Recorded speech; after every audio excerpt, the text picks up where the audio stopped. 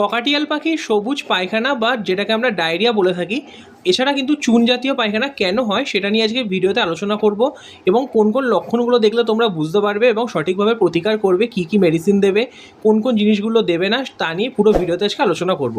তার জন্য কিন্তু পুরো ভিডিওটি তোমাদের শেষ পর্যন্ত দেখতে হবে, তাই কোনো জায়গায় স্কিপ না করে পুরো ভিডিওটি দেখার অনুরোধ রইল।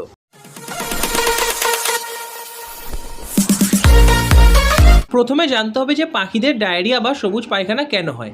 তো প্রথম যে কারণটার জন্য হয় সেটা হচ্ছে তোমরা যদি প্রত্যেক দিন জল পাখিদের না বদলে দাও তো সেই কারণ থেকে হতে পারে।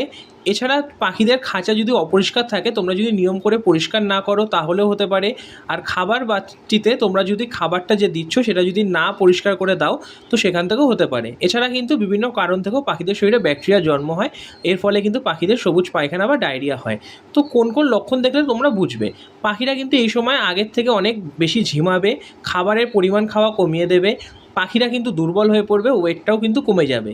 এছাড়া কিন্তু পাখিদের পুপসে বা পাখিদের পটির জায়গায় কিন্তু দেখবে সবুজ পায়খানা লেগে আছে। এছাড়াও যদি তোমরা বর্ষাকালে যদি বৃষ্টির দিনে পাখিদের শাক পাতা খেতে দাও তো সেখান থেকেও কিন্তু পাখিদের ডায়রিয়া হতে পারে। এবার জানতে হবে যে পাখিদের ডায়রিয়া হলে তোমরা কীভাবে পাখিদের ঠিক করবে। তো O2 বলে যে মেডিসিনটা যে কোনো পেট শপে তোমরা পেয়ে যাবে, এটা কিন্তু ভাতের সাথে তোমরা দিতে পারো অথবা জলের সাথেও কিন্তু দিতে পারো সপ্তাহে 2 থেকে 3 দিন, তাহলেই দেখবে পাখির ডায়রিয়া কিন্তু পুরোপুরি কমে যাচ্ছে।